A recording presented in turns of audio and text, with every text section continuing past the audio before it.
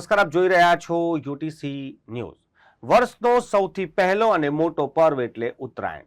વડોદરાવાસીઓએ આ 2 દિવસ સુધી પતંગ ઉડાવીને તેમના પરિવાર સાથે ખૂબ એન્જોય કર્યું છે. પરંતુ આ 2 દિવસોમાં ઘણા એવા પણ લોકો હતા જેઓ ઉત્તરાયણને ના ઉજવીને ઉત્તરાયણમાં પતંગના દોરાથી ઘાયલ થયેલા પક્ષીઓ માટે કામ કરી રહ્યા હતા. વડોદરા શહેરમાં અનેક સમાજસેવી સંસ્થાઓ અને સમાજ સેવકો છે જે પક્ષી પ્રેમીઓ છે જેઓ દોરાથી ઘાયલ પક્ષીઓના ઇલાજ માટે તેમના રેસ્ક્યુ માટે કામ કરી રહ્યા હતા, કેમ્પ લગાવી રહ્યા હતા. એવા જ એક સમાજસેવી પક્ષી પ્રેમી વિશાલભાઈ આપણી સાથે છે અને આજે આપણે એમની સાથે જ ચર્ચા કરીશું. વિશાલભાઈ, આપનું ખૂબ ખૂબ સ્વાગત છે યુટીસી ન્યૂઝમાં. સૌથી પહેલા કે આ વિચાર કેવી રીતે આવ્યો અને આ 2 દિવસનો અનુભવ આપણો કેવો રહ્યો?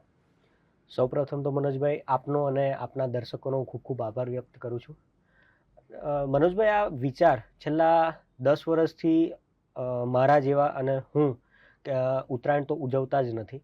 પરિવાર સાથે હોઈએ, ફેમિલી સાથે, ફેમિલીને ટાઈમ આપીએ આ 2-3 દિવસ, પરંતુ દોરી છે, પતંગ છે, અમે એનાથી દૂર રહીએ છીએ, ઉડાવતા જ નથી. અને આ વિચાર છેલ્લા 2 વર્ષથી જે સેવાભાવી સંસ્થાઓને જોઈને, બર્ડ કેમ્પ જોઈને, એ લોકોને અબોલ પક્ષીઓને ઈજા પહોંચેલી જોઈને આ વિચાર આવ્યો. અને આ વર્ષે જે સૃષ્ટિ નેચર ફાઉન્ડેશન છે એના સંસ્થાપક છે અંકિતભાઈ, એમનો કોલ આવ્યો, એમની સાથે અમારી વાતચીત થઈ અને અમે ત્યાં એકતાનગર સ્થિત આ કેમ્પનું આયોજન કર્યું. અને આ 2 દિવસનો અનુભવ મારા માટે ખૂબ દુઃખી અનુભવ હતો. સારો હતો એટલા માટે કે આપણે એક અબોલ પક્ષીઓ માટે સેવા કરી શકીએ, અને દુઃખી એટલા માટે હતો કે 30થી વધારે ઘવાયેલા પક્ષીઓ અમારી પાસે આવ્યા અને એની ઈજા પહોંચેલી હતી. કેટલાક પક્ષીઓને મેજર ડેમેજ હતા, તો એને કમાટીબાગ સેન્ટર સુધી અમે પહોંચાડ્યા. એટલા માટે દુઃખી હતો. જ્યારે ઉત્તરાયણના પર્વમાં બધા સારી રીતે પોતાની ફેમિલી સાથે ઉત્તરાયણ પર્વ ઉજવતા હર્ષોલ્લાસથી મનાવવો જોઈએ, પરંતુ ક્યાંક ને ક્યાંક આપણે સૌ એક માનવજાત ભેગા મળીને કોઈક નાની નાની બાબતોની પ્રયાસ કરીએ અને બાબતોનું ધ્યાન રાખીએ તો એક આ પર્વમાં પણ આપણે જ્યાં ખુશી લઈ રહ્યા હોય ત્યાં બીજી બાજુ બી અબોલ પક્ષી છે, પશુ છે, દોરીથી ઘવાતા હોય ત્યાં એ લોકો દુઃખી થતા હોય, તો આપણે નાની બાબતોનું ધ્યાન આપીએ તો એ લોકોનો જીવ બચી શકે ને એ લોકોને બી ઘાયલ થતા અટકાવી શકે. જેમ કે આપણે કાચ પાયેલી દોરી ના યુઝ કરીએ. ચાઇનીઝ દોરીનો અત્યારે ટ્રેન્ડ એટલો વધ્યો છે કે જ્યારે આપણે કડકમાં કડક કાર્યવાહી પોલીસ દ્વારા લેવામાં આવે છે, વેચાણ પર પ્રતિબંધ મૂકવામાં આવ્યો છે.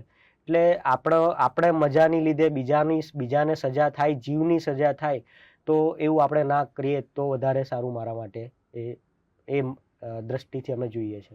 તો વિશાલભાઈ, આ 2 દિવસ દરમિયાન કેટલા એવા પક્ષીઓ આવ્યા તમારી સામે કે કેટલા કોલ આવ્યા કે તમે એને એટેન્ડ કર્યા? સૃષ્ટિ નેચર ફાઉન્ડેશનમાં જે અંકિતભાઈને એમની ટીમ છે એમના ઉપર 50થી વધારે, 50થી 100ની અંદર એટલા બધા ફોન આવ્યા. અમુક એ લોકો ત્યાં સ્થળ પર જ રેસ્ક્યુ કર્યા છે, એ લોકોને ત્યાં જ ફર્સ્ટ એડ આપીને ત્યાં જ ઉડાવી દેવામાં આવ્યા પક્ષીઓને જે એમને ઈજા પહોંચેલી હોય. અમુક પક્ષીઓને કેમ્પ પર લાવીને એને એક દિવસ રાખીને 2-3 કલાક રાખીને ત્યાં ફર્સ્ટ એડ આપીને એને રાખીને પછી ત્યાં કલેક્શન સેન્ટર, ત્યાં મેઇન સેન્ટરે જમા કરવામાં આવ્યા છે. અમુક જે વધારે ડેમેજ પક્ષીઓ હતા એ લોકોને ત્યાં ડાયરેક્ટ એની સર્જરી માટે, એના સ્ટીચીસ માટે ત્યાં કમાટીબાગ સેન્ટરે પહોંચાડ્યા છે. 30થી વધારે કબૂતરો હતા અને એક ઘુવડ ગઈકાલે આવેલ હતું, જેને અમે ડાયરેક્ટ જ, એ મેજર પક્ષીમાં આવે છે તો અમે ડાયરેક્ટ જ કમાટીબાગ સુધી અમને ટીમ દ્વારા પહોંચાડવામાં આવ્યું. તો વિશાલભાઈ, આ જે તમે કેમ્પ કર્યો, તમે કીધું કે પહેલી વખત તમે કર્યો અને જે સૃષ્ટિ નેચર ફાઉન્ડેશન દ્વારા કર્યો, તો આની અવેરનેસ માટે આપે શું કર્યું કે લોકો સુધી ખબર પડે ને તમને કોલ કરે? અમે એની અવેરનેસમાં છે, સોશિયલ મીડિયામાં અમે મેસેજ કર્યા હતા, એના પોસ્ટર રિલીઝ કરેલા હતા. એમની ટીમ ઓલરેડી, જે ટીમ છે એટલે એનિમલ બેઝ ટીમ છે, રેસ્ક્યુ કરે છે, સાપ છે, મગર છે, એ લોકોને ઓલરેડી એ લોકોને ઓળખે છે, એ ફાઉન્ડેશનને ઓળખે છે, જેથી અમે એ અવેરનેસ માટે બોર્ડ મારેલા હતા. આજવા રોડ ઉપર અમે થોડુંક અવેરનેસ એ લોકોને ફેલાય એ માટે મેસેજિંગ કરેલા હતા. એ રીતે અમને કોલ આવેલા હતા અને જે લોકો ઓલરેડી ઓળખે જ છે ફાઉન્ડેશનને, એ લોકો જ ફોન કરતા હતા અને એ લોકો ત્યાં અમારો કોઈ રેફરન્સથી આપીને ત્યાં અમારા સુધી બર્ડ પહોંચાડતા હતા. તો વિશાલભાઈ, આ કાર્યમાં તો એકલા હાથનું તો આ કામ નથી. નહીં, ચોક્કસ. તો જે તમારી ટીમ હતી એ કેવી રીતે આખી ઓપરેટ કરતા હતા, અને કેટલા લોકોની ટીમો હતી કે જે લોકો રેસ્ક્યુ કરવા પણ જાય, લઈ પણ આવે? કેમ કે તમામ લોકોને આ 2 દિવસોમાં એન્જોય કરવાનું હોય, પતંગ ઉડાવવાની હોય, તો એવામાં આવા લોકો કેવી રીતે ભેગા થઈ ગયા? હું અને એક અમારા કોંગ્રેસના મિત્ર છે અશોક પરમાર, એમના જે રેફરન્સથી જે અંકિતભાઈ છે અમારા કોન્ટેક્ટ થયું, એમનો 12 થી 15 જણાની ટીમ હતી, અમારી 5 થી 7 જણાની ટીમ હતી. મેજર વાત એ છે કે અમારાથી વધારે અમારાથી ઉંમરમાં નાની ઉંમરની વયના બધા છોકરાઓને ગર્લ્સ હતી એમાં અમારા કેમ્પમાં, અને અમે એ રીતે મેનેજ કરેલું હતું કે 5 થી 7 લોકો ત્યાં જ બેસે, જે લોકો પ્રેક્ટિકલી અને એ લોકો અનુભવી છે એ લોકો ત્યાં જ એનું ફર્સ્ટ એડ આપે. બીજા જે છોકરાઓ હતા એ લોકોને અમે સેફટી ગાર્ડ અને સેફટી નેક બેન્ડ બાંધીને અમે એને લોકોને ટ્રાન્સપોર્ટ, જે કબૂતરને એ લોકોને જ્યાં કલેક્શન આપવાનું હોય કમાટી બાગ, એ ત્યાં સુધી એ લોકોને એક પિંજરામાં મૂકવા માટે મોકલતા હતા. એ રીતે આખું મેનેજમેન્ટ અમે આખું 17 થી 18 લોકોનું અમે ટીમ બનાવીને આખું મેનેજ કરતા હતા. વિશાલભાઈ, તમે અત્યાર સુધીમાં તમારા જણાવ્યા પ્રમાણે ઘણી બધી સમાજ સેવા તમે કરી છે, લોકોને દાન પુણ્ય કરતા હતા. આ વખતે જ્યારે આ કાર્ય કર્યું, આમાં શું અલગ મહેસૂસ થયું વિશાલભાઈને? શું બદલાવ આવ્યો? આ અનુભવ એવો છે કે એક તમે કોઈક ઘાયલ પક્ષી તમે જુઓ તો ઘાયલ થઈને એનું પાંખ કપાયેલી હોય, એને સ્ટીચીસ લેવા પડે, તો એક ખૂબ દુઃખની વાત લાગે જ્યારે આપણે એને જોઈએ ત્યારે. આ એક અનુભવ બીજા બધા દાન કરતા, એક માનો કે આપણે કોઈ એક સ્ટ્રીટ લાઇટ આપણે એના ઉપર ઊભા હોય સિગ્નલ પર, તો આપણે 2-5 રૂપિયાનું કોઈ નાની બાળકીને દાન આપીએ તો એ આપણને સેટિસ્ફેક્શન લાગે, અને આપણને ખુશી થાય કે ના, ભગવાને મને કંઈક આપવા માટે બનાવ્યો છે, ના કે આપણે લેવા માટે. સેવામાં આપણે કોઈક ને કોઈક વસ્તુ આપી રહ્યા છે, ના કે આપણે સેવા લઈ રહ્યા છે. એટલે આપણે પહેલાં તો હું ભગવાનને એ પ્રાર્થના કરું કે મને આપવા માટે મને એ મનુષ્ય બનાવ્યો કે હું કોઈને આપી શકું કઈ બી વસ્તુ.